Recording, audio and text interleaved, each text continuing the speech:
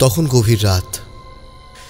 বিহারের এক প্রাচীন প্রত্যন্ত গ্রামে ঝোড়ো হাওয়ায় নাচতে থাকা অশ্বত্থ গাছের পাতার ফাঁক দিয়ে যেন কোনো অদৃশ্য ছায়া গোপনে পর্যবেক্ষণ করছে এক নির্জন কুঁড়ে ঘরকে। সেই ঘরের ভেতর এক যুবক বসে আছে ধ্যানমগ্ন অবস্থায়। তার চারপাশে ছড়িয়ে ছিটিয়ে কিছু শালপাতায় লেখা সংস্কৃত শ্লোক। পোড়া ধূপের ধোঁয়ায় আচ্ছন্ন হয়ে রয়েছে চারপাশের বাতাস। আর মাথার কাছে পাথরের উপর রাখা একটি কঙ্কাল ভূষিত পাত্র। রাত বাড়তে থাকে। দূরে শিয়ালের ডাক শোনা যাচ্ছে।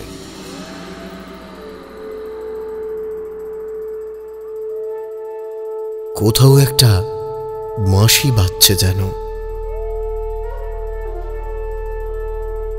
তারানাথ চোখ মেলে দেখে ঘরের মধ্যে একটা ছায়া ঠিক যেন তার গা ঘেঁষে দুলছে। হঠাৎ পাথরের পাত্রটা নিজে থেকেই কাঁপতে শুরু করে। একটা অদ্ভুত কণ্ঠস্বর শোনা যায়, নেশে যার ছায়া নেই তারি ছায়া আমি, যার ছায়া নেই তারি ছায়া আমি, আর যার ছায়া আছে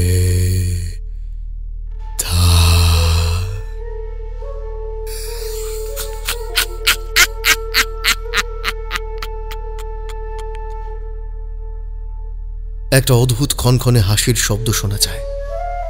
তারানাথ একটু পিছিয়ে যায়, কিন্তু ভয় পায় না। হঠাৎই অতর্কিতে সে মেঝেতে ছুঁড়ে দেয় এক মুঠো ছাই। সেই ছাই থেকে জ্বলে ওঠে আগুনের এক লম্বা লকলকে শিখা। সে আগুন পৃথিবীর নয়। আগুনের আঁচ গনগনে হয়ে ওঠে, আর সেই আগুনের আলোতেই দেখা যায় ঘরের মধ্যে দুটো ছায়া মুখোমুখি দাঁড়িয়ে। একটার মালিক তারানাথ তান্ত্রিক স্বয়ং, আর অন্যটার সেখানে কেবল অন্ধকার।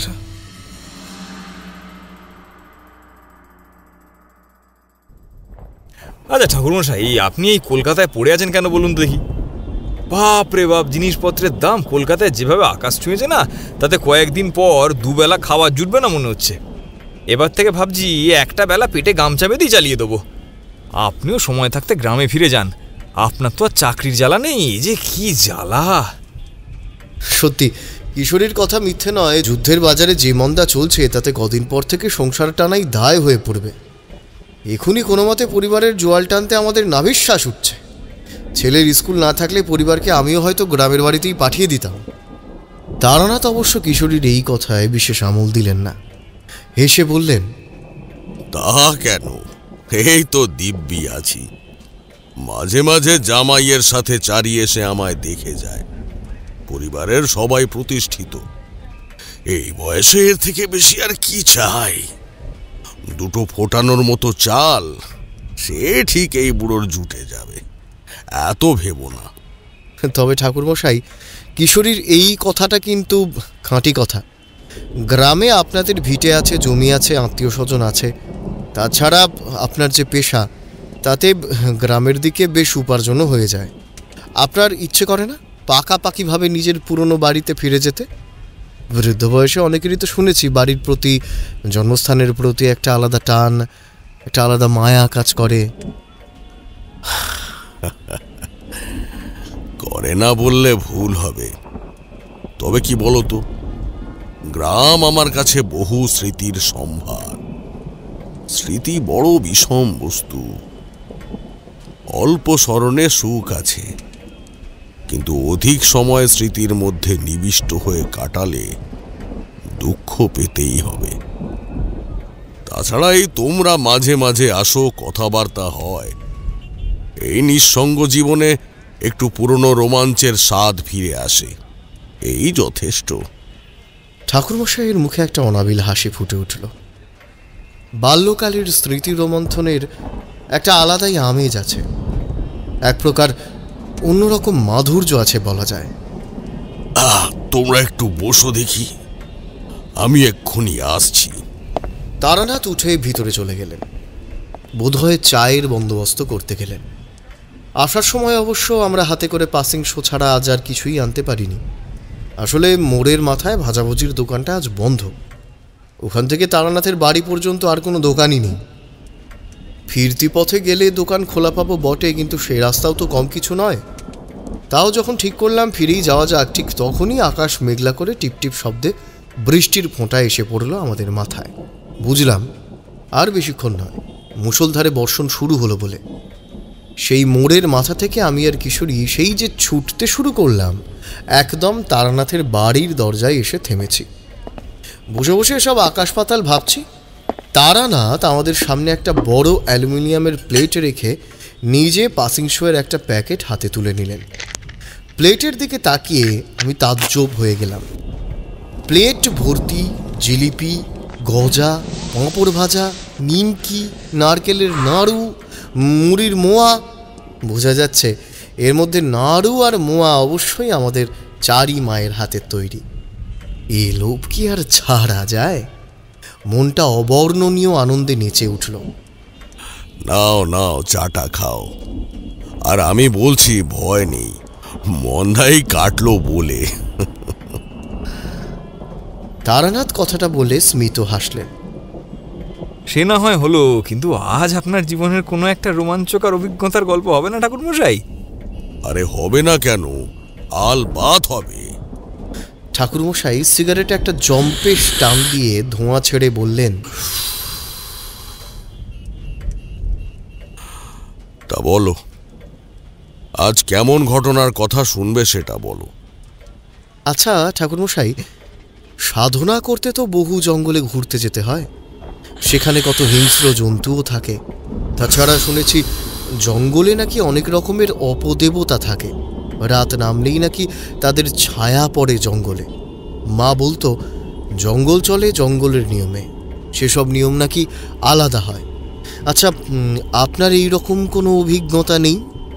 ঠাকুরমশাই 2 মিনিট চুপ করে রইলেন, তারপর কি যেন ভেবে বললেন, তা নেই আবার, আছে, বেশ কয়েকটা আছে।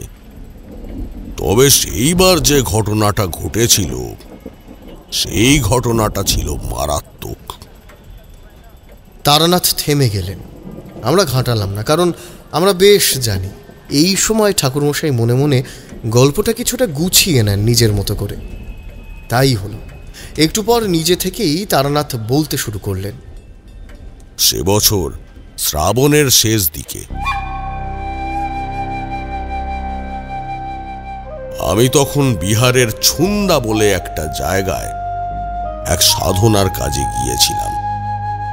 জায়গাটা খুবই দুর্গম, চারিদিকে ঘন জঙ্গল, বুনো জন্তু জানোয়ারের ভয় তো আছেই, তার উপর লোকমুখে শোনা যেত সেই বনে নাকি বহু পুরনো এক পরিত্যক্ত মন্দির আছে।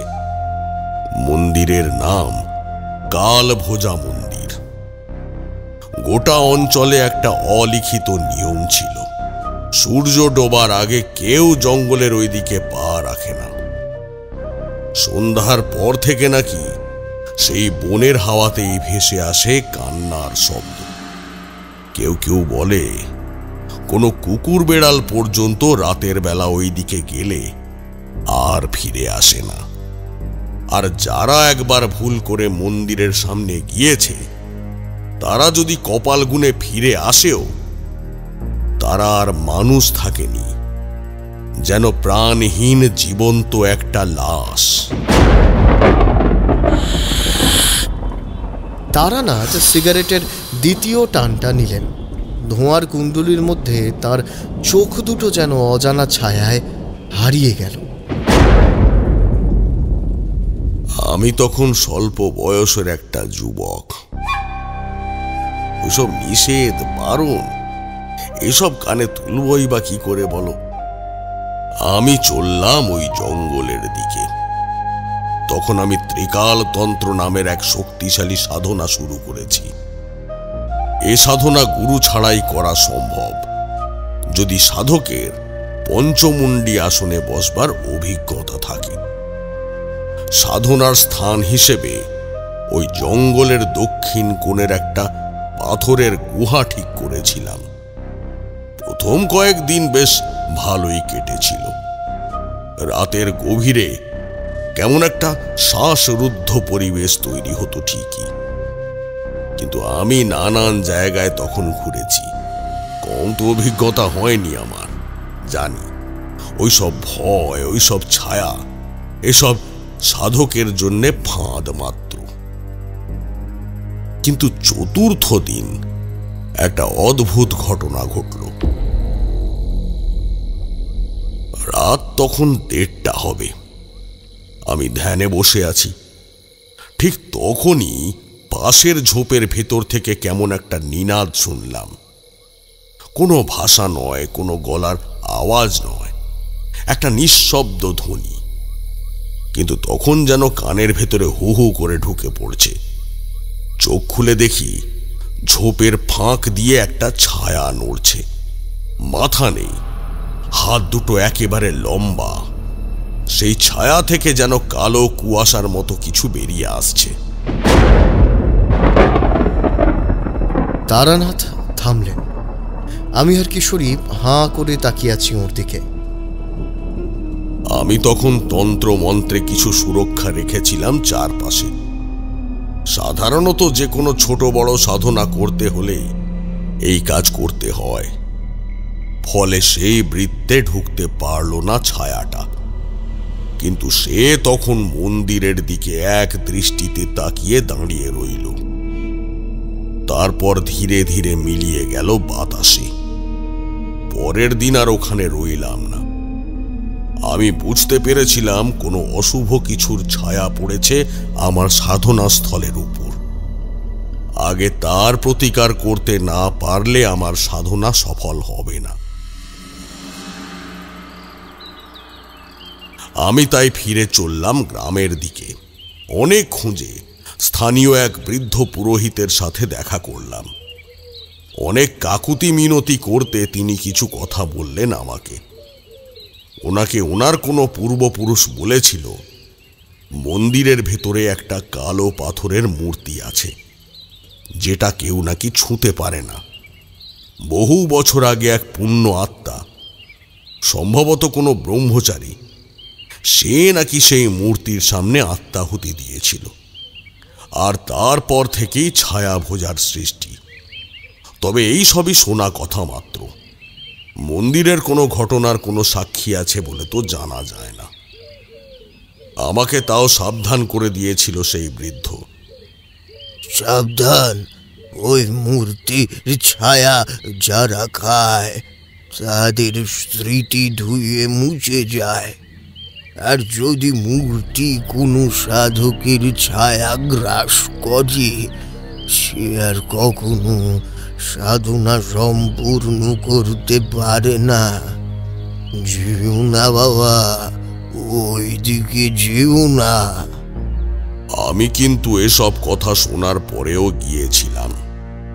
কথাটা বলে তারানাথ হঠাৎ থেমে গেলেন।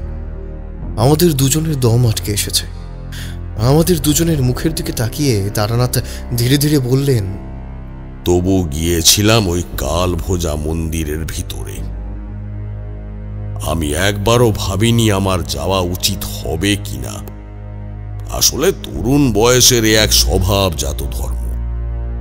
আমি কিন্তু জানতাম যে এই মন্দির এক প্রকার আত্মার শ্মশান, কিন্তু ত্রিকাল তন্ত্রের শেষ ধাপের জন্যে নির্দিষ্ট স্থান চাই। আর ওই মন্দিরের চত্বরের শক্তির কেন্দ্র ছিল আমার মতো সাধকের জন্যে এক অদ্ভুত আকর্ষণ। এক তন্ত্র সাধকের কাছে এসব এক বড় পরীক্ষা। তাছাড়া দিনের আলোয় অনেক সাহস থাকে মনে, যা রাতের অন্ধকারে তেমন থাকে না। সূর্য পশ্চিমে হেলে পড়ছে। ঠিক সেই সময় পৌঁছালাম আমি। চারিদিকে গভীর নীরবতা, যেন পাখিরাও সেই মন্দিরের চারপাশ এড়িয়ে চলে। গাছপালার ভেতর দিয়ে এক গলিপথে পৌঁছে গেলাম সেই পুরনো মন্দিরের ধ্বংসস্তূপে। মন্দিরটা আসলেই ভয়ঙ্কর। মাথা ছাড়া একটা গম্বুজ, দেওয়ালে কালো লতা জড়ানো, কিছু কিছু জায়গায় রক্তের মতো লালাভ দাগ। বেলে পাথর হতে পারে। দরজা নেই, শুধু এক ফালি অন্ধকার গহ্বর।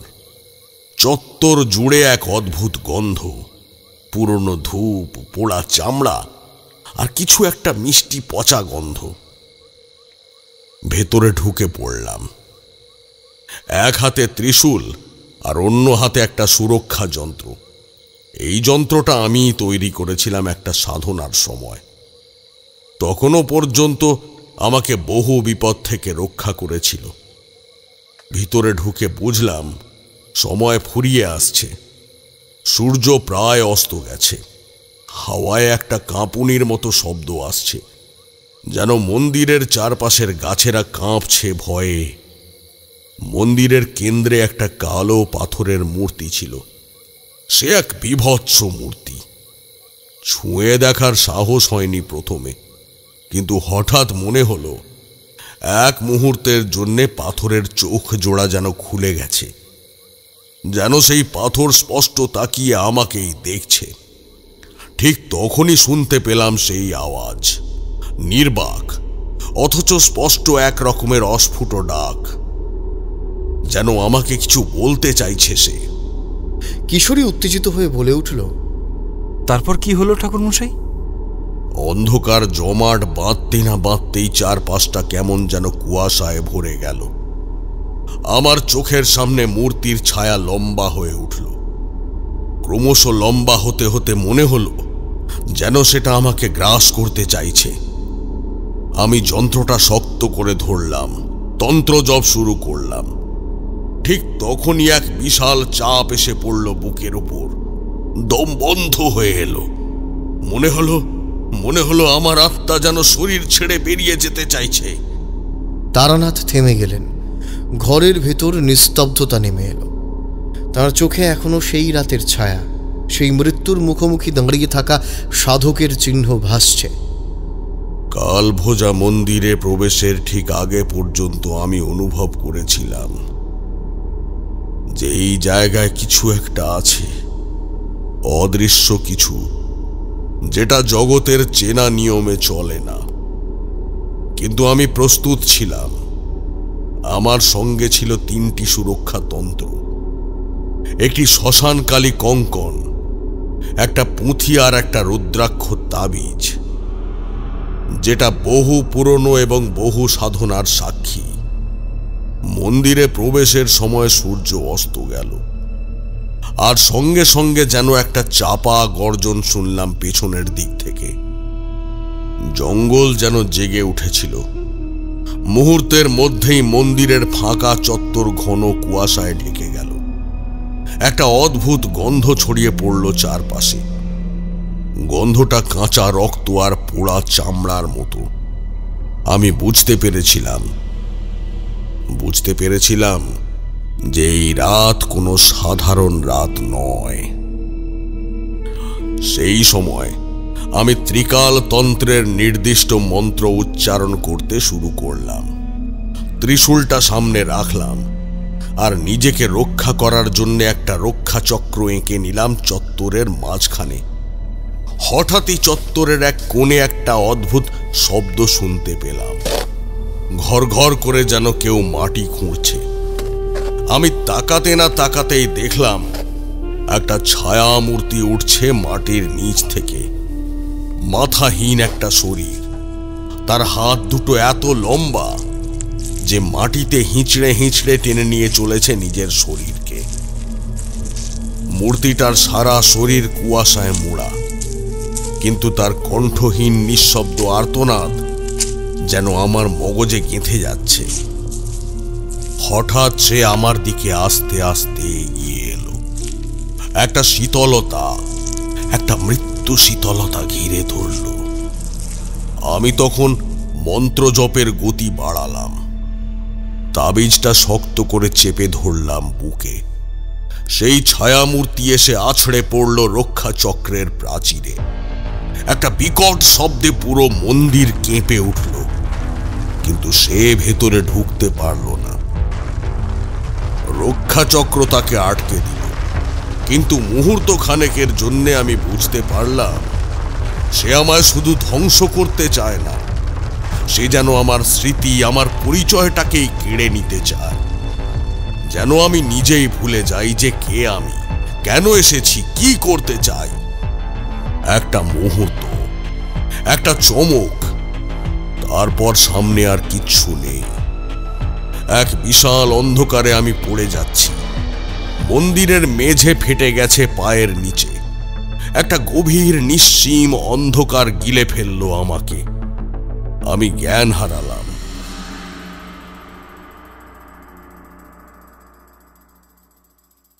যখন চেতনা এলো, চোখ খুলে দেখলাম আমি আর মন্দির চত্বরে নেই। এখন আমি এক গোপন প্রকোষ্ঠে পড়ে আছি, জড় বস্তুর মতো। চারিদিকে পাথরের দেওয়াল, একটা মাত্র ফিকে আলোর রেখা, কিন্তু জানি না সেই আলোর উৎসটা কি। আর পাথরের মেঝে, যার মাঝখানে আঁকা আছে এক অদ্ভুত চক্র, কোনো আদিম গোপন মন্ত্র চিহ্ন, যার মানে আমি তখনও বুঝিনি। আমার পা থেমে গেল সেই গর্ভগৃহের প্রবেশ মুখে। এক অজানা শীতলতা আঙুল বেয়ে মেরুদণ্ডে ছড়িয়ে পড়ল। মন্দির যেন নিজের মধ্যে ঢুকিয়ে নিতে চাইছে আমার পুরো অস্তিত্বকে। মনে হতে লাগলো পাথরের দেওয়ালগুলো শ্বাস নিচ্ছে হিস হিস শব্দে। ছাদের অলিন্দে অলক্ষ্যে যেন অজস্র চোখ। আমি তখন ভাবছিলাম এখান থেকে বেরোনোর উপায় কি। ঠিক সেই মুহূর্তে এক নারী কণ্ঠ শুনলাম, ধীরে, গম্ভীর, করুণ সুর। তুমি কে বাবা?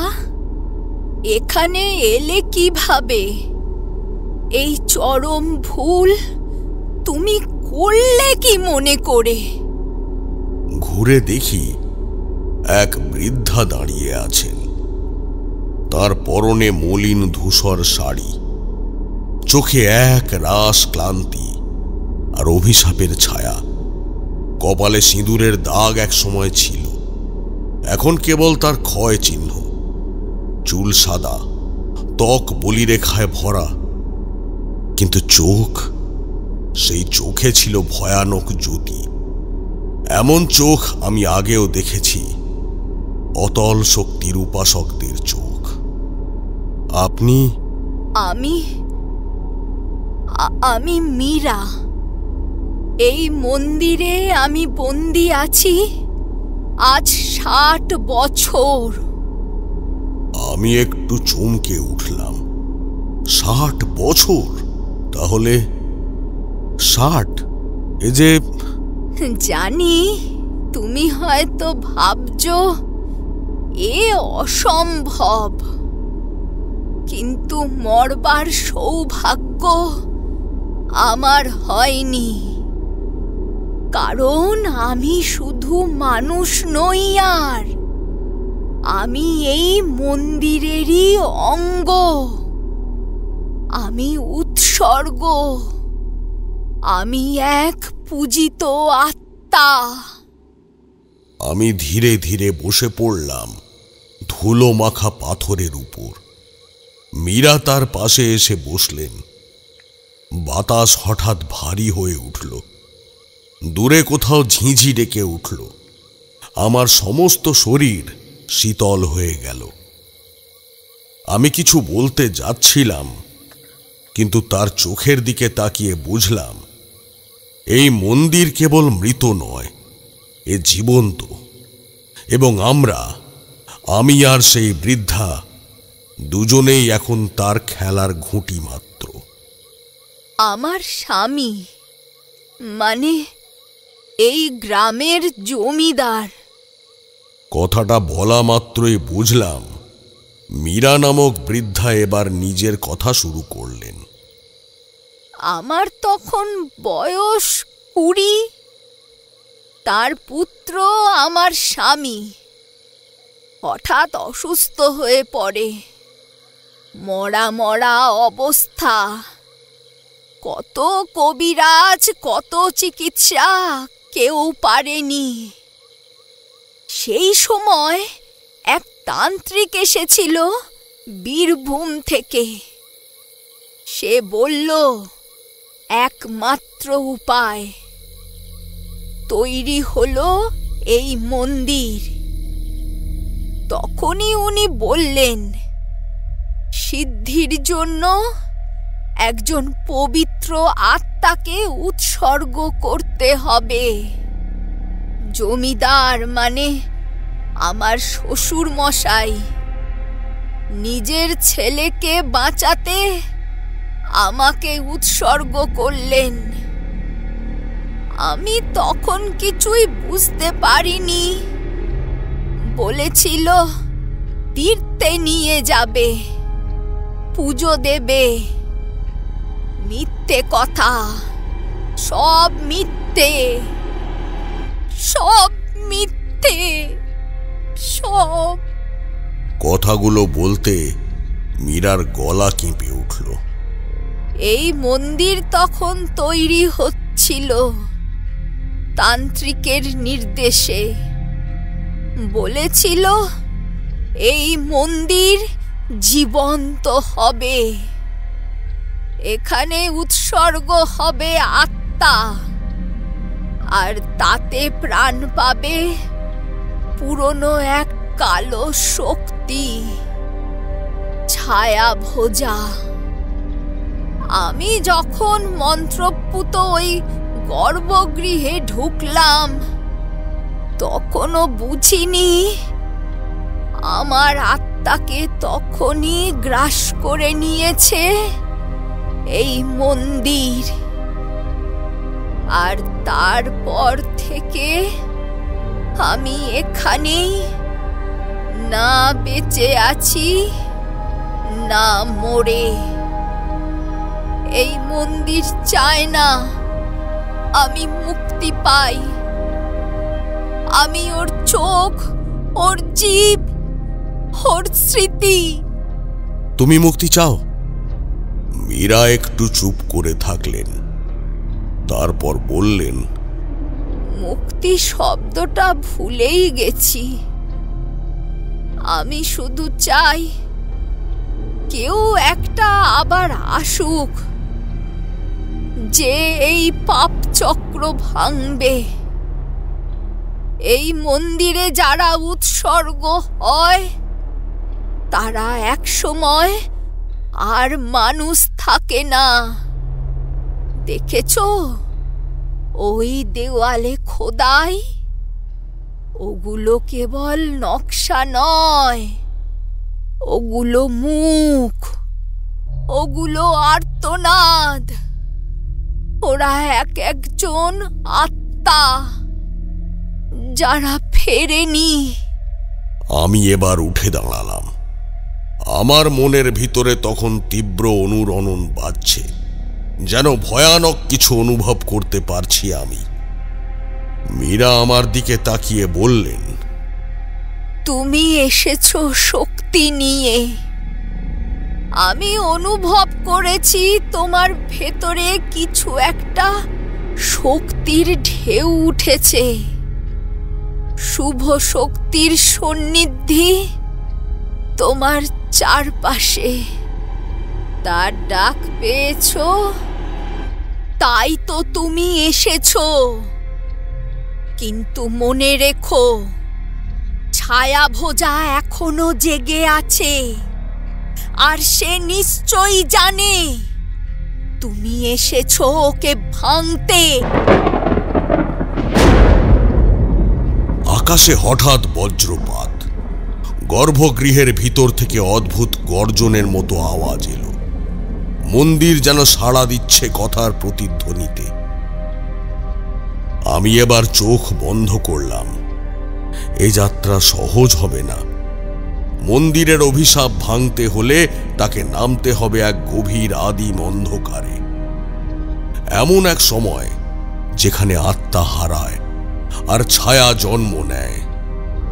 কিন্তু কিভাবে? একাকী বসেছিলাম পুরনো মন্দিরের গুপ্ত কক্ষের সেই দেওয়ালে পিঠ দিয়ে। মন্দিরের দেওয়ালগুলো, যেগুলো এখন প্রায় কোনো সময়কার গাথা হয়ে দাঁড়িয়ে, কিন্তু এখনো যেন তার মধ্যে অদৃশ্য শক্তি লুকিয়ে আছে। বুঝতে পারলাম, সাধনা ছাড়া এই বদ্ধ ঘরে আমার মুক্তির উপায় জানবার মতো আর কিছুই নেই। বুঝলে বিভূতি, অনেক কিছুই জীবনে ঘটেছে যার ব্যাখ্যা আমি আজও দিতে পারিনি। সেদিন রাতটা আমি আজও ভুলতে পারিনি। মন্দিরের ভেতরে একটা প্রেত স্নিগ্ধ স্তব্ধতা, বাইরে ঝোড়ো হাওয়া বইছে, গাছের ডালে এক চিলতে চাঁদের আলো পড়ে যেন সবকিছু আরো রহস্যময় করে তুলেছিল। আমি তখন মন্ত্র জপে বসেছি, কালতান্ত্রিক সাধনার অন্তিম ধাপে। মনে মনে আমি জপ করছি, ক্রিং কালি কালি ক্রিং স্বাহা, চোখ বন্ধ করে ধ্যানস্থ। কিন্তু মনটা শান্ত নয়। অদ্ভুত একটা টান যেন কোথা থেকে টেনে নিয়ে যাচ্ছিল আমাকে। হঠাৎই মন্দিরের গায়ে জমে থাকা এক স্তব্ধ ছায়া যেন ধীরে ধীরে প্রাণ পেতে লাগলো। ঘরের ভেতর কুয়াশার মতো ধোঁয়া জমছিল, কিন্তু ধোঁয়াটা যেন জীবন্ত, যেন কোনো পুরনো অভিশাপ নিঃশ্বাস নিচ্ছে আমার চারপাশে। হঠাৎ আমার দৃষ্টির সামনে একটা মূর্তি ফুটে উঠল। বুঝলে, মূর্তি না, যেন আদিম কোনো দেবী মূর্তি, না মা কালীর সেই চেনা রূপ নয়। এই দেবী যেন কালো নয়, কালো তর, গায়ে শিয়ালের মতো লোম, চোখ দুটো লাল আগুনের মতো জ্বলছে। কিন্তু সবচেয়ে ভয়ানক যে বিষয়, তার মুখটা পাখির মতো চঞ্চু, ঠিক যেন বলাকা বা কাকের রূপ। আর স্তনযুগল যেন আদিম মাতৃত্বের প্রতীক। তবু তার চোখে মাতৃত্বের বদলে ছিল তীব্র তৃষ্ণা। সেই মূর্তিকে চিনি না বললে ভুল হবে। তন্ত্রগ্রন্থে পড়েছি, এই হলেন শেয়াল কালী, এই আদিম মাতৃকা, পক্ষী মাতৃকার উত্তরসূরি। জানো তো, মেহেরগড়, চন্দ্রকেতুগড়, বলাগড়, এই সব জায়গায় এই মূর্তির খোঁজ পাওয়া গেছে। সেই যুগে দেবী ছিলেন নারী ও পাখির সংমিশ্রণে গঠিত, যার স্তন্যদানে ছিল করুণা, আবার চক্ষুতে ছিল মৃত্যু। এবং তন্ত্রমতে এই চক্ষুই পরে রূপান্তরিত হয়েছে আমাদের পরিচিত কালীর লোল জিহ্বায়। তখন আমি যেন চোখের সামনে আদিম যুগকে দেখতে পাচ্ছি। দেবীর ডানা দুটি হঠাৎই মেলে গেল, যেন শ্মশানের আকাশ ছুঁয়ে ফেলবে। চারপাশে একটা গন্ধ, না ধূপের নয়, এক অস্বস্তিকর সোঁদা গন্ধ, যেটা শ্বাস নিতে বাধ্য করে, আবার কাঁপন ধরায় স্নায়ুতে। আমি সাহস করে বলে উঠলাম, মা, যদি তোমারই ইচ্ছায় আমি এই পথে এসেছি, তবে তুমি আমাকে পথ দেখাও। জানি না কথাটা শুনে মা প্রসন্ন হয়েছিলেন কিনা, কিন্তু হঠাৎ করেই মনে হলো সমস্ত কুয়াশা সরে যাচ্ছে। আমার শরীর হালকা হতে লাগলো, যেন এক অদৃশ্য জালে জড়িয়েছিলাম এতক্ষণ, সেটা ছিঁড়ে গেল। আর সেই মুহূর্তেই আমি যেন মানস দর্শনে দেখতে পেলাম এক বিশাল ক্ষেত্র, যেখানে বলাকা, শকুন, কাকেরা উড়ে বেড়াচ্ছে, আর তারই মাঝে দাঁড়িয়ে আছেন মা শেয়াল কালী। তার শরীরের দুই দিকে দুই পাখার মতো বিস্তৃত ছায়া, আর তার পায়ের নিচে পড়ে আছে একটা মানুষ।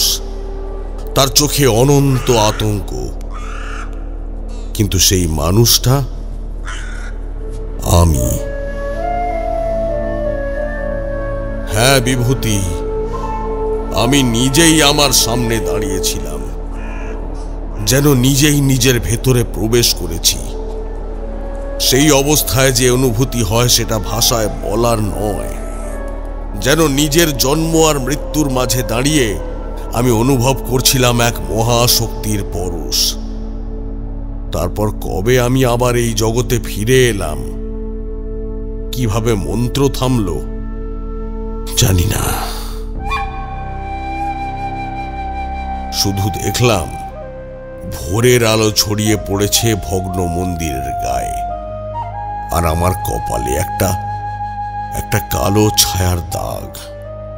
শেয়াল কালী শুধু দর্শন দেন না, তিনি নিজের একটা ছাপও রেখে যান।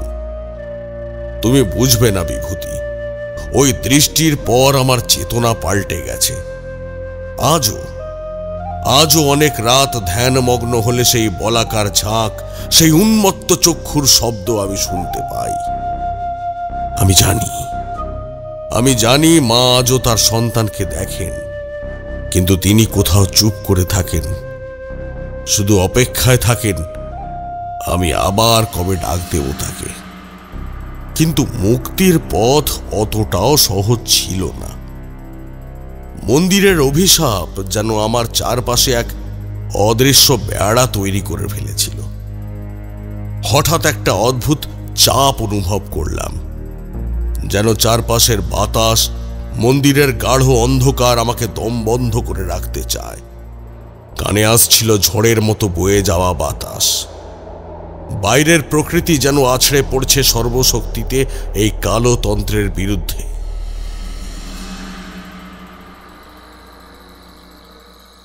দ্বিতীয় রাতে আমি আরো গভীরভাবে মন্ত্র পাঠ করতে শুরু করলাম। আমার তখন প্রায় আচ্ছন্ন দশা, যেন শক্তির স্রোত প্রবাহিত হচ্ছে। যেন মনে হলো সেই ঘরের দেওয়ালগুলো এগিয়ে আসছে আমাদের দিকে, কিন্তু এক মুহূর্তের জন্যেও আমি থামলাম না। মা কালীর অদ্ভুত অদৃশ্য উপস্থিতি যেন আমার সাথে ছিল। দ্বিতীয় রাতের শেষে আমি বেশ দুর্বল হয়ে পড়েছিলাম। মনে হচ্ছিল এই সাধনা, এই যাত্রা একেবারে সীমাহীন। তৃতীয় রাতেও আমি দৃঢ় প্রতিজ্ঞ হয়ে মন্ত্র পাঠ চালিয়ে গেলাম। কোথাও এক নৃশংস দুর্ভেদ্য শক্তির উপস্থিতি অনুভব করতে শুরু করেছিলাম। মন্দিরের দেওয়ালগুলো ধীরে ধীরে আরো কাছে এগিয়ে আসছিল, যেন শ্বাসরুদ্ধকর এক ভয়াবহ অভিশাপ আমাকে গ্রাস করতে চাইছিল। বাতাস আরো তীব্র হয়ে উঠল। দেখলাম একটা অদ্ভুত কালো রঙের ছায়া, যেন কোনো অপ্রত্যাশিত শক্তির আকৃতিতে ধীরে ধীরে গা ঘেঁষে এগিয়ে আসছে আমার দিকে। তৎক্ষণাৎ মন্দিরের চারপাশে ঝাপসা অন্ধকার জমে গেল। সঙ্গে সঙ্গে আমি কেমন অভিভূত হয়ে পড়লাম। মায়ায় পড়ে মন্ত্র পাঠ করতে ভুলে গেলাম। এক মুহূর্তের ভুল, ছায়া ভেজা দখল করলো আমার ছায়া। মুহূর্তে উল্টো করে শূন্যে ঝুলিয়ে দিল আমাকে। আমার শরীরটা তখন গাছে ঝোলানো কাটা লাশের মতন দোল খাচ্ছে বাতাসে। আমি চোখ বন্ধ করলাম। শেষ সুযোগ আমি হারিয়েছি। মনে হলো আর বোধহয় শেষ রক্ষা করতে পারলাম না। এমন সময় আরেকটা শক্তিশালী অনুভূতি আমাকে আচ্ছন্ন করল। মীরা উঠে দাঁড়িয়েছেন। তার চোখে দৃঢ় সংকল্প। দুর্বল অথচ উদ্যত্ত কণ্ঠে তিনি মন্ত্রপাঠ শুরু করলেন। ক্রিং কালী কালী ক্রিং স্বাহা। দেখে মনে হলো আজ সেই বৃদ্ধার মতো মরিয়া আর কেউ নন। তিনি শরীরের সমস্ত শক্তি নিংড়ে দিয়ে মন্ত্রপাঠ করতে থাকলেন। কি আকুল ডাক! মায়ের প্রতি নিঃশঙ্ক সমর্পণ। মায়ের মন্ত্রধ্বনির মাঝে আমি অনুভব করলাম আমার শরীরে যেন আবার প্রাণ ফিরছে। ছায়া ভোজার ছায়াময় গন্ধ থেকে মুক্ত হতেই আমি মাটিতে পড়ে গেলাম। দেহটা যেন নিজের ভারেই মাটিতে ধসে পড়ল। শ্বাস ফিরল ধীরে ধীরে।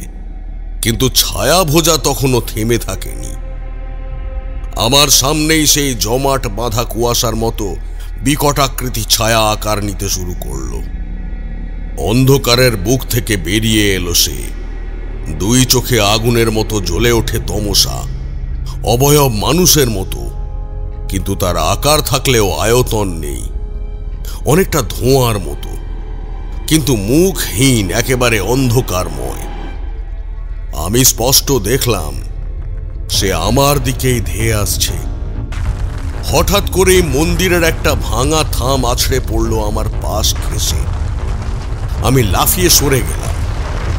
মাটি কাঁপছিল, মন্দিরের প্রতিটি পাথর যেন ছায়া ভোজার আদেশে সাড়া দিচ্ছিল সেই মুহূর্তে। আমার ঝুলিতে কিছু জিনিস সর্বদাই থাকত, সেই সব দিয়েই মন্দিরের মধ্যে বন্দি থাকা আমি তন্ত্র সাধনায় বসেছিলাম। কাছাকাছি ধুনিতে তখনও অল্প কিছুটা নারকেলের ছোবড়া জ্বলছিল, সেটাই আগুনে ছুঁয়ে ছুঁড়ে দিলাম ছায়া ভোজার দিকে। ধোঁয়া এক মুহূর্তের জন্য তাকে বিভ্রান্ত করল। সে থেমে গেল। আমি বুঝলাম এটাই আমার সুযোগ। মন্ত্রপাঠে গলা তখনও কাঁপছে, কিন্তু আমি পেছনে না হেঁটে এক পা করে এগোতে লাগলাম। আমার চোখের সামনে ছায়া ভোজা নিজের আকার বদলাচ্ছে, একবার পাখির মতো ডানা মেলছে, তো একবার আবার আমারই রূপ নিচ্ছে, যেন নিজের ছায়া দিয়ে আমাকে ধোঁকা দিচ্ছে। কিন্তু আমি এবার আর বিভ্রান্ত হইনি। আমি জানতাম এই লড়াই এখন শুধু বেঁচে থাকার নয়, আমার আত্মার পরিচয় রক্ষা করারও। ঠিক তখনই একটা অদ্ভুত শব্দে আমি চমকে তাকালাম। মন্দিরের বাতাস যেন হঠাৎ আলোকিত হয়ে উঠল। চোখ দুটি অগ্নিস্ফুলিঙ্গে জ্বলতে লাগলো। এক ঝলকে গর্ভগৃহে অন্ধকার চিরে প্রকাশিত হলো শক্তি, তেজ আর ধ্বংসের রুদ্র রূপ। ছায়া ভোজা আর সামলে উঠতে পারল না। সে একটা আর্তনাদ করে পেছনে সরে গেল। আমার সামনে থাকা কালো ছায়াটা ধোঁয়ার মতো হালকা হয়ে উঠল। আর ঠিক তখনই পেছন থেকে এক বিশাল শব্দে কেঁপে উঠল গোটা মন্দির। মাথার উপর ছাদের পাথর টুকরো টুকরো হয়ে পড়তে লাগলো। আমি ছুটে গিয়ে বৃদ্ধ মীরার হাত ধরলাম। আমরা দৌড়ে মন্দিরের দরজা পেরিয়ে বেরিয়ে এলাম। আর ঠিক পেছনে ধসে পড়তে লাগলো কাল ভোজা মন্দির। এক মহাকালের মতো সে নিজেই নিজের ভিতরে গিলতে শুরু করলো সবকিছু। মূর্তি, থাম, ছাদ আর ছায়া ভোজা সব শেষ।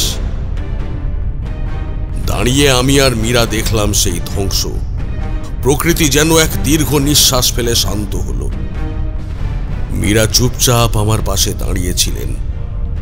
তার চোখে জল, কিন্তু মুখে ছিল এক অনির্বচনীয় প্রশান্তি। 60 বছরের বন্দিত্বের গ্লানি আর মুক্তির প্রথম আলো। ঘন অন্ধকার ছিঁড়ে যখন আলো ফুটল, বহুদিন পর পাখির শব্দে মুখরিত হলো এই অভিশপ্ত অঞ্চল। আমাদের পেছনে তখনও ধসে পড়েছে সেই অভিশপ্ত মন্দিরের বাকি অংশ। এক একটা থাম ভেঙে পড়ছে, যেন আকাশ বিদারী চিৎকারে নিজের অস্তিত্ব মুছে দিচ্ছে কালো অতীত।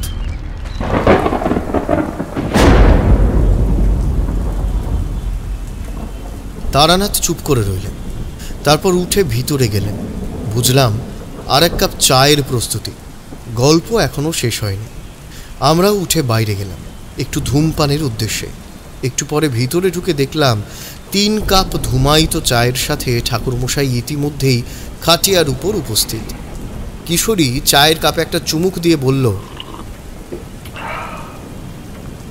বাপরে ঠাকুরমশাই, তার মানে ওই মন্দিরের সাথে সাথে সেই অভিশাপ শেষ হয়ে গেল? ঠাকুরমশাই মৃদু হাসলেন। তারপর আবার সিগারেটে একটা লম্বা টান দিয়ে বলতে শুরু করলেন,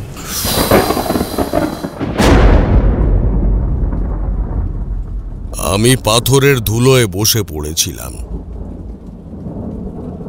চোখের পাতায় ঘুম এসে বসেছে।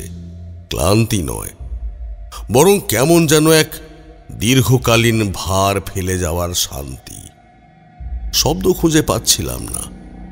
চারপাশে শুধু ধুলো, ছাই আর শূন্যতা। চোখের পেছনে তখনও কাঁপছে মূর্তির চোখ, সেই ছায়া ভোজার আত্মা আর শেয়াল কালীর মূর্তিমান প্রলয়।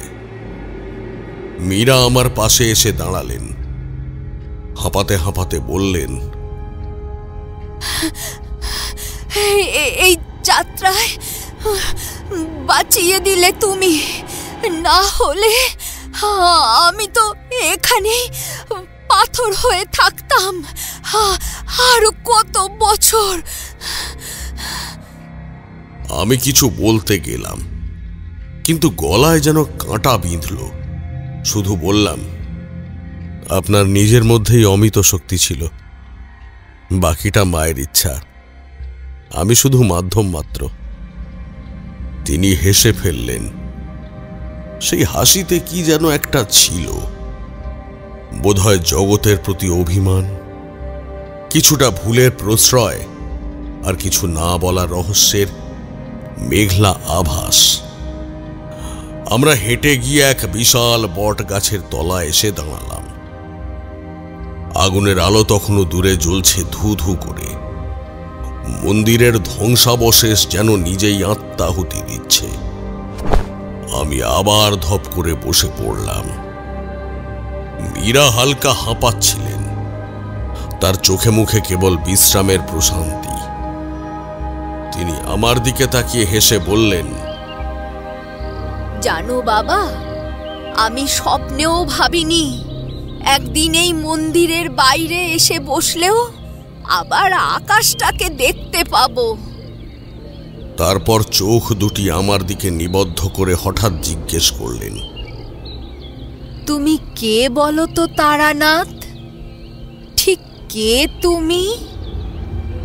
আমি একটু অবাক হয়ে বললাম, আমি এক সামান্য সাধক মাত্র, যে যতটুকু জানে তা দিয়েই লড়ে, প্রতিরোধ করে এই সব অন্ধকারকে।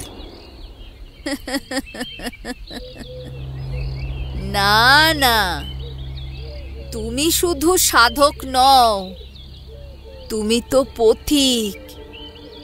অন্ধকার পেরিয়ে চলেছ আলোর পথে। আমি চুপ করে রইলাম। এক অদ্ভুত রকমের নীরবতা আমাদের ঘিরে ফেলল।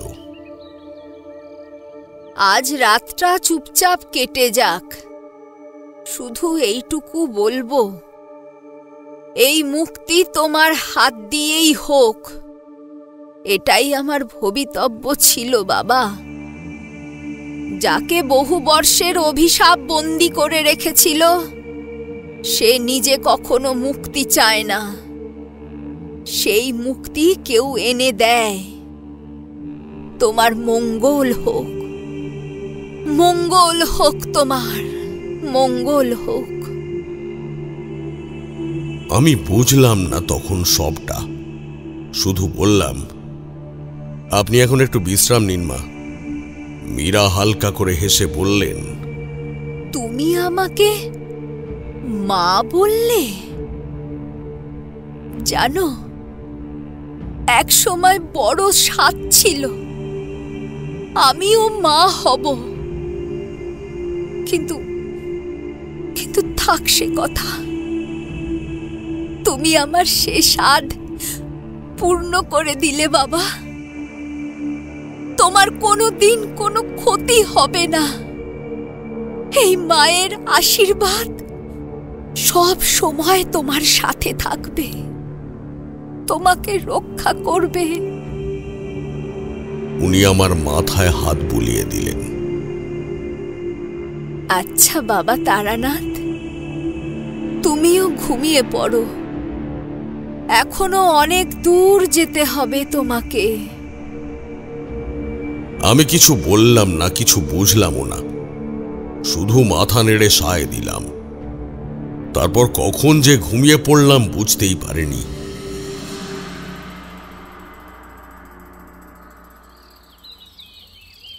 ভোরের আলোয় হঠাৎ ঘুম ভাঙল আমার। পাখির ডাক, হালকা বাতাস। আমি উঠে বসে মীরার দিকে তাকালাম। চোখ বন্ধ, ঠোঁটে সামান্য হাসির রেখা, কিন্তু নিঃশ্বাস নেই। শরীরটা শীতল। আমি কয়েক মুহূর্ত তাকিয়ে রইলাম।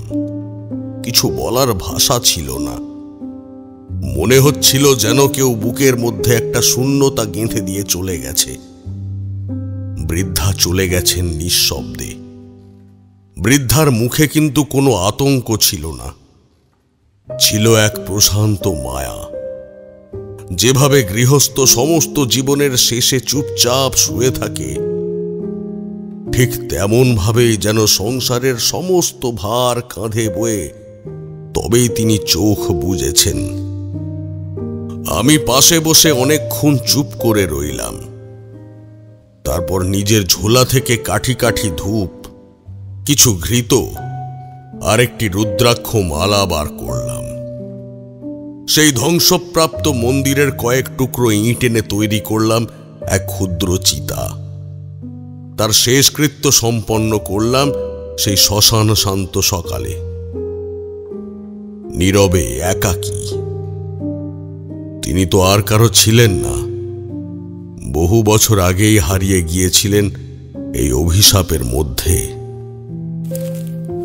সব কাজ মিটিয়ে ঝোলা কাঁধে ঝুলিয়ে আমি আবার হাঁটতে শুরু করলাম। কেউ আর ডাকছিল না, কেউ আর পথ দেখাচ্ছিল না, কিন্তু জানতাম পথ এখনো ফুরোয়নি। নতুন কোনো অন্ধকার হয়তো অপেক্ষা করে আছে সামনে। বিভূতি, আমি বলেছিলাম না, মুক্তির পথ যতটা মনে হয় সরল, আদতে তা হয় না কখনো। সেই দিন কালভোজা মন্দির থেকে বেরিয়ে আসার পর আমি আর পিছনে তাকাইনি। ধসে পড়া পাথরের শব্দ, ধুলোর ঘূর্ণি আর সেই মন্দিরের গাঢ় অন্ধকার যেন পেছনেই রেখে এলাম এক যুগের দুঃস্বপ্নের মতো। আমার শরীর তখন শীর্ণ, ক্লান্ত, মন যেন শূন্য। মাঝে 5টা দিন সেই জঙ্গলেই কাটল। দুর্বল শরীর, ফলমূল খেয়ে আছি। শরীরে জোর অনেকটাই কমে গিয়েছিল। বেশিরভাগ সময় কাটতো গাছের ছায়ায় ঘুমিয়ে। বাকি সময়টা হাঁটতাম। যতটা পারতাম এগিয়ে যেতাম অজানার দিকে। এইভাবেই 1 সপ্তাহ পর হাঁটতে হাঁটতে আমি একটা কাঁচা রাস্তা ধরলাম, যার 2 পাশে শুধু শাল পিয়ালের গাছ আর ঘন বনভূমি। সেই রাস্তাটা প্রায় সাপের মতো পেঁচিয়ে চলে গেছে অজানার দিকে। মনে হচ্ছিল যদি ভাগ্য সহায় থাকে তবে এই দীর্ঘ অসীম গভীর জঙ্গলের অন্ধকার পেরিয়ে একটা মানুষের গ্রাম পেতে পারি। অনেকক্ষণ পরে যখন সূর্য পাটে বসেছে, আমি সামনে দেখতে পেলাম একটা নিঃশব্দ নিরীহ গ্রাম। নামখানা আর মনে পড়ছে না। চারপাশে ধান ক্ষেত, গরুর গাড়ির চিহ্ন, আর মাঝখানে খড়ের ছাউনি দেওয়া কিছু কুঁড়ে ঘর। একটা বুড়ো তাল গাছ দাঁড়িয়ে আছে গ্রামের সীমানায়, যেন সে সাক্ষী বহু দিনের, বহু কাহিনীর। গ্রামে ঢুকতেই চোখে পড়ল কিছু কৌতূহলী চোখ। একটা বয়স্ক লোককে জিজ্ঞাসা করলাম, কোথাও এক রাত্রের আশ্রয় পাওয়া যাবে? সেই মানুষটা কিছুক্ষণ তাকিয়ে রইল।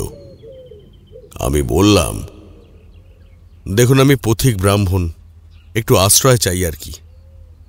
মানুষটা কিছুক্ষণ ফ্যাল ফ্যাল করে চেয়ে রইল আমার দিকে। তারপর বলল, আমি তো এখানের মানুষটা। আমি এখানে এসেছিলাম একটা কাজে, এই বেরিয়ে পড়বো এখনই। তবে কিনা এখানে তো পথিকেরা আসে না প্রায়। আপনি চাইলে আমার সাথে বেরিয়ে পড়তে পারেন আমাদের গ্রামে। আসলে এই গ্রামেই যদি কোনো পান্থশালা পাওয়া যেত। জমিদার বাড়ির চণ্ডী মণ্ডপে মাঝে মাঝে কেউ রাত কাটায়। ওটা এখন পরিত্যক্ত, কিন্তু ছাদ আছে, শুতে পারবেন আপনি। আমি কৃতজ্ঞতা জানিয়ে এগিয়ে গেলাম। জমিদার বাড়িটা এখন ধ্বংসস্তূপ। তবু এক সময় যে তার রমরমা ছিল সেটা বোঝা যায় দরজার ধ্বংসাবশেষ আর বিশাল ফটকের কাঠের কারুকার্য দেখে। চণ্ডীমণ্ডপটা বাড়ির পেছনের দিকটায়। এককালে দুর্গোৎসব হতো যেখানটায়। এখন তাতে শুধু মাকড়সার জাল, গাছের ডাল ঢুকে পড়েছে ভেতরে, আর বাতাসে একটা ধুলো ধুলো ইতিহাসের গন্ধ। আমি ভেতরে ঢুকেই বুঝলাম এই স্থান, এই নিঃসঙ্গতা একেবারে অন্য রকম। একই সঙ্গে বুকের ভেতর কেমন একটা অস্বস্তি হচ্ছিল। পাথরের মেঝেতে একটা ধুলো মাখা আসনে বসলাম। ঘরের বাতাস ভারী হয়েছিল। বাইরে অশ্বত্থ গাছের পাতাগুলো পাতলা হাওয়ায় নাচছিল ধীরে ধীরে। এমনকি আমার চোখে স্পষ্ট দেখলাম একটা ছায়া পাতার ফাঁক দিয়ে ঘরটার দিকে তাকিয়ে আছে। পাখিরা চুপ, পথ কুকুরের শব্দ পর্যন্ত নেই, শুধু এক টানা বাতাস আর দূর থেকে শেয়ালের ডাক। আমার মধ্যে বিগত রাতের স্মৃতিগুলো ভেসে উঠল। আমি ধ্যানস্থ হলাম। মানসপটে মা কালীর রূপ দেখতে চাইলাম, কিন্তু সামনে ভেসে উঠল আরেকটা চেহারা। চোখ দুটি আমারই মতো, ঠোঁটের রেখাও আমার। সেটা আমি ছিলাম না, কিন্তু একই সঙ্গে আমি। হঠাৎ পাথরের পাত্রটা কেঁপে উঠল, তারপর নিজেই মাটিতে পড়ে গেল। ভেঙে পড়েনি, কিন্তু ভেতর থেকে একটা কালো ধোঁয়ার মতো কিছু বেরিয়ে এলো। ছায়া ভোজা, সে এই ঘরেই ছিল। সেই অভিশপ্ত শক্তি, নিষিদ্ধ প্রাচীন এক তান্ত্রিক বিভীষিকা। আমার পায়ের নিচে ছায়াটা কেঁপে উঠল, আর বুঝলাম আমি আর একা নেই। এইবার যুদ্ধে নামতেই হবে। আমি মন্ত্র পাঠ শুরু করলাম। ক্রিং কালী কালী ক্রিং স্বাহা। বাইরে তখন হাওয়া থেমে গেছে, কিন্তু ভেতরে ভেতরে ধোঁয়া জমেছে। ঘরের কোণে কোণে ছায়া নড়ছে, যেন সেগুলোর নিজস্ব প্রাণ আছে। আমার মুখের সামনে সেই ছায়া ভোজা হঠাৎ আকার নিল। চোখ দুটো আগুনের মতো জ্বলছে। আমি বুঝলাম এটা আগের লড়াইয়ের মতো নয়। এবার আমি নিজেই আমার ছায়ার প্রতিপক্ষ। কিন্তু না, কিছুই হলো না। হঠাৎ আমার চোখের সামনে থেকে সে মিলিয়ে গেল। আমাকে ছুঁয়ে গেল এক ঝলক ঠান্ডা হাওয়া। আমি বুঝলাম যে আমাকে পিছনে রেখেই সে বিদায় নিয়েছে। কিন্তু কেন? পরদিন সকালেই কারণটা স্পষ্ট হয়ে এলো। আগের দিন রাত্রে ক্লান্ত হয়ে সেই জমিদার বাড়ির মধ্যেই ঘুমিয়ে পড়েছিলাম।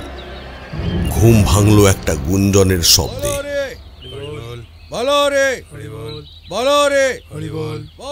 আমি ধীরে ধীরে ক্লান্ত চোখ খুলে বাইরে বেরিয়ে এলাম। আধো ঘুম চোখে দেখলাম ময়লা সাদা কাপড়ে ঢাকা একটা শব বয়ে নিয়ে চলেছে সব যাত্রীর দল। তখনকার দিনে অনেক সময় গ্রামের দিকে মৃতের মুখ ঢাকার চল ছিল না, তাই মরার মুখ দেখে আমি চমকে উঠলাম। মাত্র 15-16 বছরের এক যুবক, মুখ ফ্যাকাশে। আর তার থেকেও বেশি আশ্চর্য হলাম এটা দেখে যে মৃতের মাথায় অপশক্তির কালো ছায়া। এই ছেলেটি যে নিশ্চয়ই কোনো কুশক্তির কবলে পড়েছিল, এতে কোনো সন্দেহ নেই। এমন সময় আমি একটা কান্নার শব্দ পেলাম। এক যুবতী মেয়ে গাছের আড়ালে দাঁড়িয়ে সেই সব যাত্রীর দিকে তাকিয়ে ফুপিয়ে ফুপিয়ে কাঁদছে। আমি তার দিকে এগিয়ে গেলাম। কি হয়েছে মা, কাঁদছো কেন?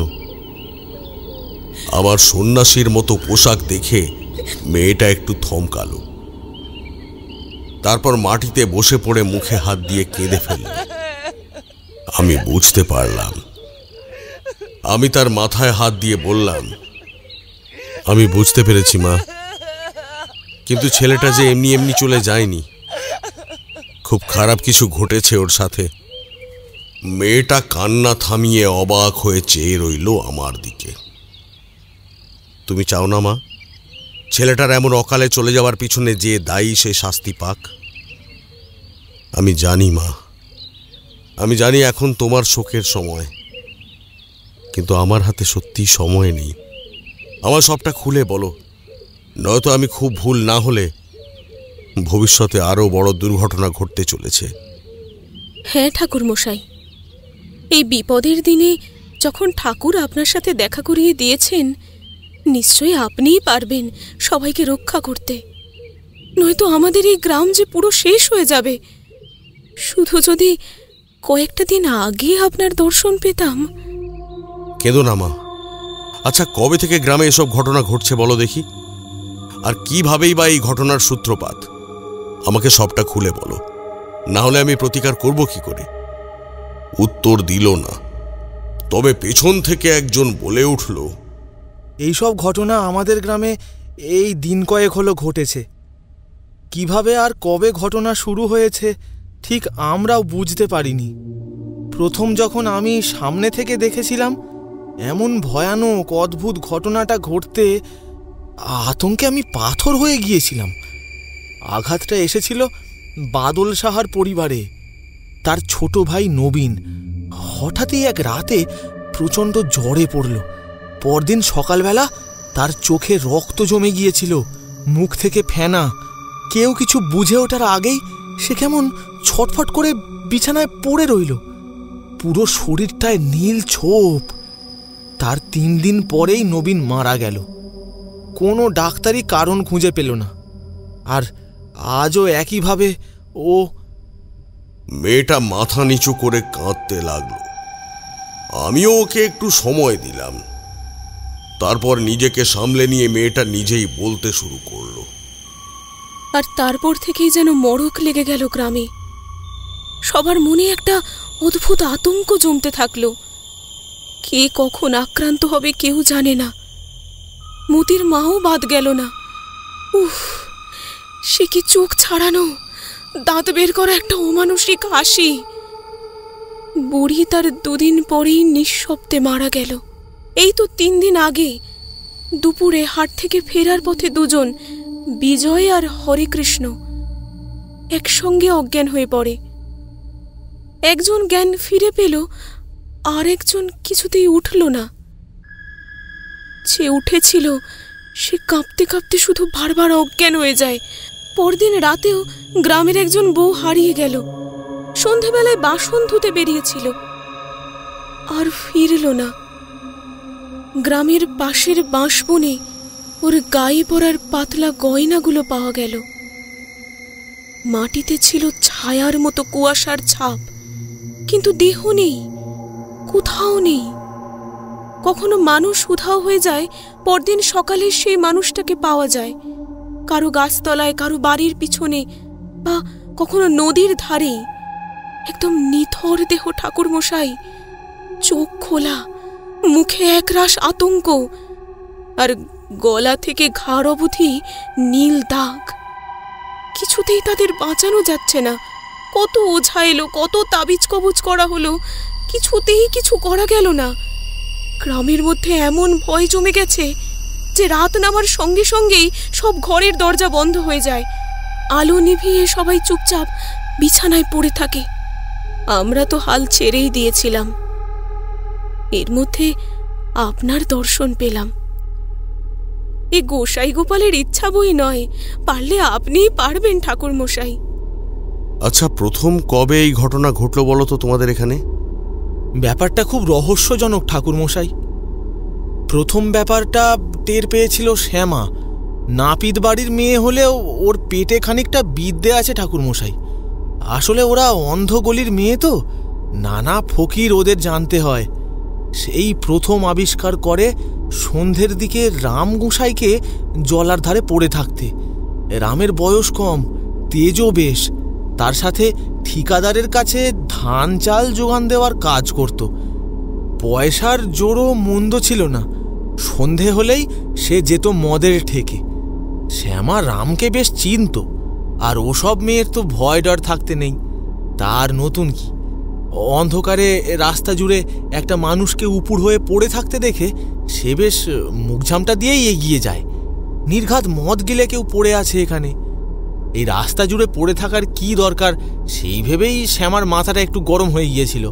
কিন্তু ও এগিয়ে গিয়ে রামের কাঁধে একটু ধাক্কা দিতেই ওর শরীরটা ঝটকা মেরে সোজা হয়ে যায়, আর তাতেই ভয়ে আঁতকে উঠে শ্যামা পরিহত্রে চিৎকার দিতে শুরু করে দেয়। কাছাকাছি কেউ না থাকলেও সামান্য দূরে যারা খেতে কাজ করছিল তারা শুনতে পেয়েছিল ওর চিৎকার। তবে মাঠের কাদামাখা আল ধরে ধরে ওদের আসতে বেশ একটু সময় লেগে গিয়েছিল। ততক্ষণে রাম অজ্ঞান হয়ে পড়ে আছে। শ্যামা আমাদের যেটুকু বলেছিল আমরা সেই জানি। সে নাকি দেখেছিল রামের ছায়াটা নাকি সোজা হয়েই কুকুরের মতো 4 পায়ে মাটিতে উঠে বসেছিল। শ্যামা ভয় পেয়েছিল, চিৎকার করে উঠেছিল আতঙ্কে। ও ভেবেছিল ভর সন্ধ্যাবেলা নিশ্চয়ই রামকে ভূতে পেয়েছে। সে ভেবেছিল ওই ছায়া বোধহয় ওর উপর ঝাঁপিয়ে পড়ে ওর ঘাটটা মোটকে দেবে। কিন্তু তারপরই নাকি হঠাৎ ওর শরীরটা খিঁচিয়ে ওঠে, কাদায় গড়াগড়ি দিতে শুরু করে দেয় পাগলের মতো। শ্যামা আরও বলেছিল রামের চোখের মণি নাকি সাদা ফ্যাকাশে হয়ে গিয়েছিল, আর বাকি পুরো শরীর ছিল নীল। গ্রামের মানুষ অবশ্য যখন সেখানে পৌঁছায় তখন রামের জ্ঞান নেই, কিন্তু সত্যিই শরীরটা নাকি পুরো নীল হয়ে গিয়েছিল। জানেন, আমরা শ্যামার কথা কানেই তুলিনি ঠাকুরমশাই, কিন্তু তারপরই এক এক করে শুরু করে আজ এই অবস্থা। এই তো আমাদের পাড়ার দুলাল সন্ধ্যাবেলা ক্ষেত থেকে ফিরছিল, হঠাৎ করে ওর গলা দিয়ে সে এক অদ্ভুত শব্দ বেরোলো, না মানুষ না পশু। তারপর ছটফট করতে করতে ওখানে মাটিতে লুটিয়ে পড়ল। চোখের পলক ফেলার আগেই চোখ দুটো কোটর ছিঁড়ে বেরিয়ে এলো প্রায়। এরপর শুধু চিৎকার আর ছটফটানি। কয়েকদিন পর সকালে ওকে পাওয়া গেল মাঠের এক পাশে, গায়ে সেই নীল দাগ। এই কয়েকটা দিনেই কতজন এমনভাবে শেষ হয়ে গেল সে হিসেব রাখাও মুশকিল। প্রথমে একজন করে, তারপরে দিনে দিনে যেন সংখ্যাটা বাড়তেই থাকলো। আমাদের চেনা মুখগুলো রাতারাতি হারিয়ে যেতে লাগলো ঠাকুরমশাই। কত ঘরে এখন রাত হলে আলো জ্বলে না, ঘরে ঘরে শুধুই শোকের কালো ছায়া। আমি এক মনে মাটির দিকে তাকিয়ে কিছুক্ষণ চুপ করে বসে রইলাম, চোখে ভাবনার গাঢ় ছায়া। বললাম, আমি আশ্বাস দিচ্ছি যতটা পারি রুখে দেব। তুমি ভেবো না, আমি ওই পুরনো জমিদার বাড়িতে রয়েছি। কোনো সমস্যা হলেই আমাকে একটা খবর দিও, কেমন? মেয়েটা অবাক হয়ে তাকালো আমার দিকে। আপনি ওই জমিদার বাড়িতে ছিলেন?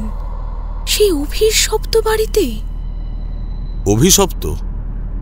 হ্যাঁ ঠাকুরমশাই, ওই বাড়ি বহুদিন পরিত্যক্ত। শোনা যায় ওই বাড়ির জমিদার নাকি তার অসুস্থ ছেলেকে বাঁচাতে গিয়ে কোনো কালো জাদু করেছিল। তারপর ওই বাড়ি ছেড়ে ওরা চলে যায়, আর কোনোদিন ফেরেনি।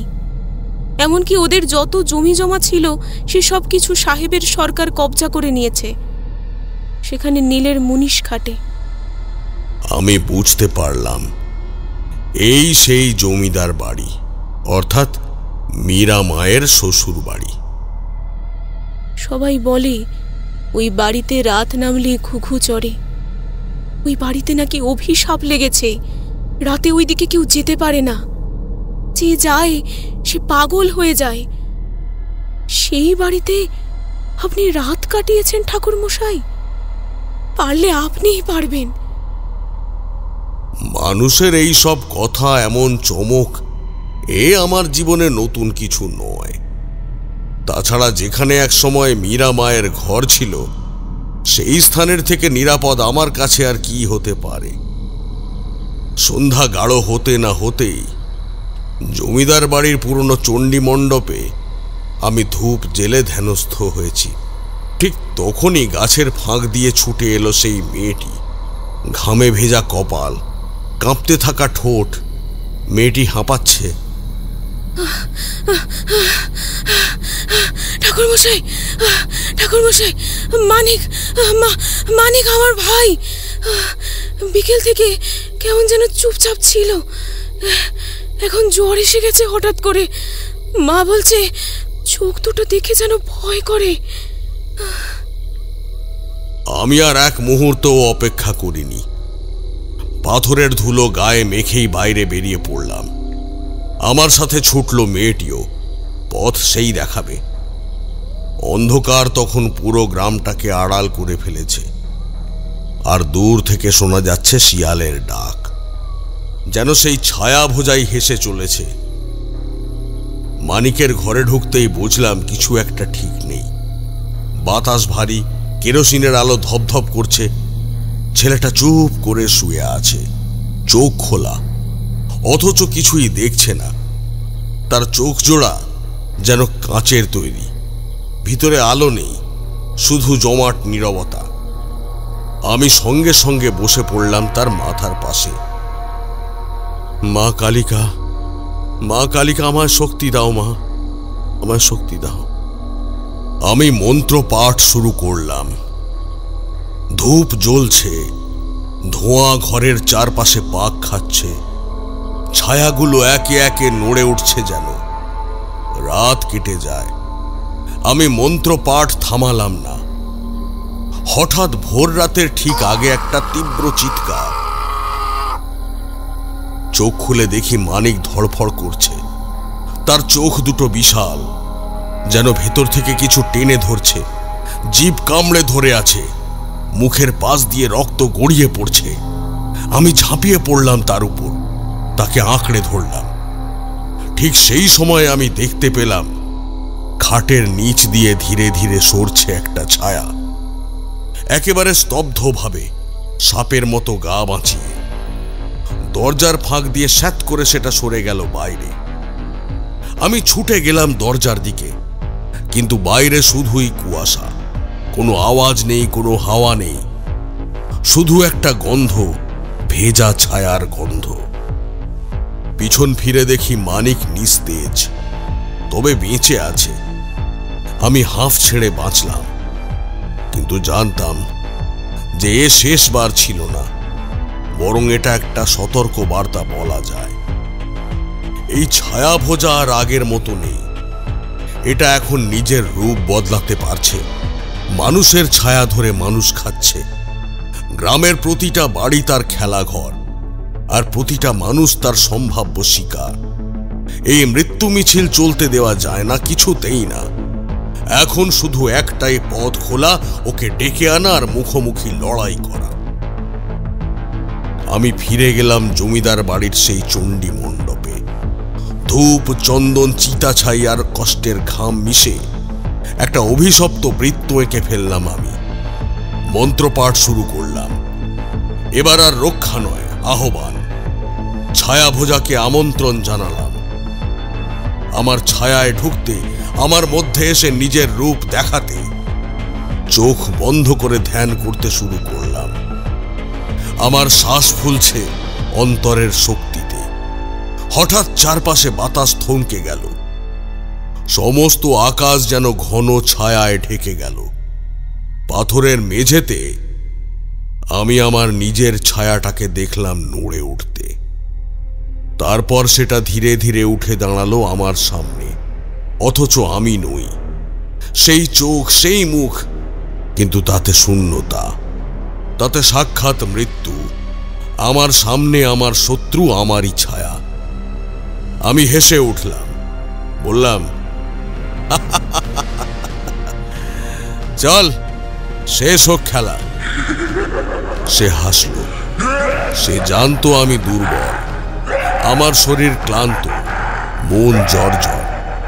কিন্তু আমি জানতাম এই যুদ্ধে আমাকে জিততেই হবে, এই পৃথিবীর জন্য, সমস্ত শুভ শক্তির জন্য।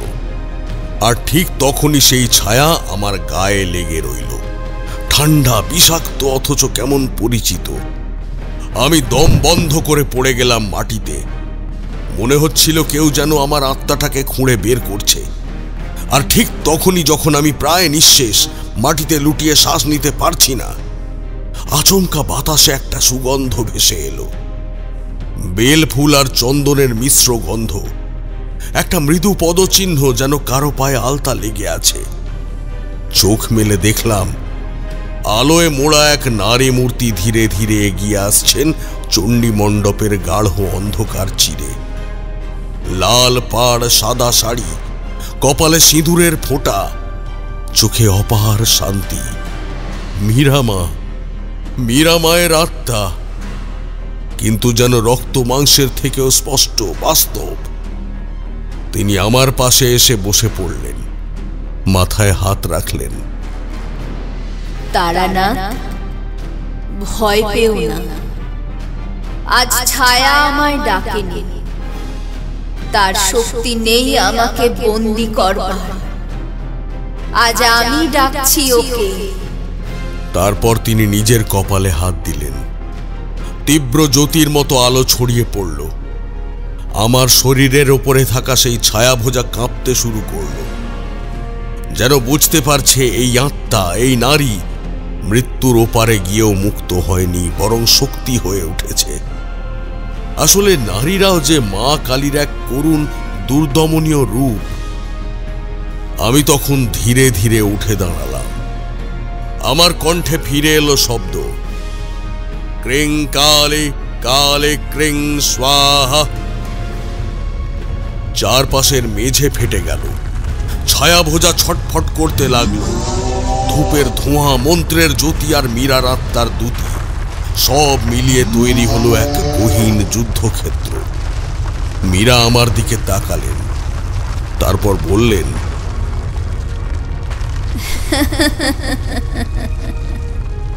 এই সব কিছুর শেষে তুমি পারবে তারানাথ। এবার ছায়াটাকে নিজের থেকে মুক্ত করো, মুক্ত করো, মুক্ত করো তারানাথ, মুক্ত করো। আমি নিজের ছায়ার দিকে তাকালাম। সেখানে এখন আর শত্রু নেই, শুধু এক ক্লান্ত শূন্য অবয়ব। আমি প্রচন্ড শক্তিতে আমার কবচ চেপে ধরলাম তার উপর। আলোয় ঝলসে গেল চণ্ডী মণ্ডপ। এক প্রচন্ড ঝড়ের মতো শব্দে ছায়াভোজা চিৎকার করে উঠল, আর তারপর সব নিশ্চুপ।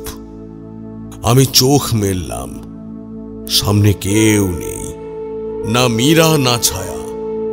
শুধু ধূপের শেষটুকু ধোঁয়া এখনো উঠছে, একেবারে নিঃশব্দে। আমি তখন বুঝলাম সব শেষ হয়েছে, অন্তত আপাতত। বাতাস চলছে, ভোরের আলোয় ভেসে আসছে পাখির ডানা ঝাপটার শব্দ। বাইরে গ্রাম জেগে উঠছে ধীরে ধীরে, কিন্তু একটা অদ্ভুত শূন্যতা রয়ে গেছে আমার ভিতরে, গাঢ় অন্ধকারে। আমি হাঁটতে হাঁটতে গ্রামের বাইরে এলাম, মাঠের এক প্রান্তে দাঁড়িয়ে রইলাম। সূর্য উঠছে, আর আমি দেখলাম আমার ছায়া পড়ছে, কিছুটা হালকা, কিছুটা পাল্টে যাওয়া, তবু নিজের। তার মাথায় আরো একটা ছায়া, একটা অদৃশ্য হাতের। আমি হাসলাম। মীরা মা। তাকে আমি আর দেখিনি কখনো, কিন্তু জানি তিনি ছিলেন, তিনি আছেন। আজও তিনি আছেন তার সন্তানের ঢাল হয়ে।